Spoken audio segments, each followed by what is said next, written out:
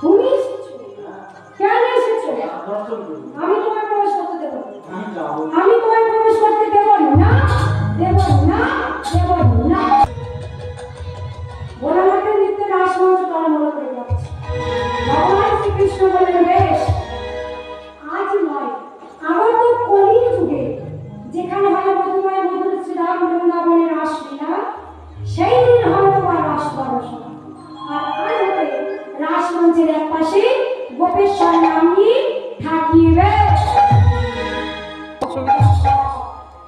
আর আজকের এই মধুময় শ্রীরাম বৃন্দাবন হচ্ছে রাসলীলা। এই রাসলীলা আপনারা দর্শন করছেন, আমরা করছি।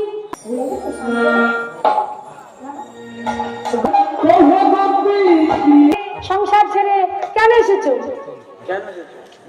কি গো? ছি ছি ছি ছি ছি ছি। তোমাদের কি এতটুকু লজ্জা শরমের বেলাই নাই?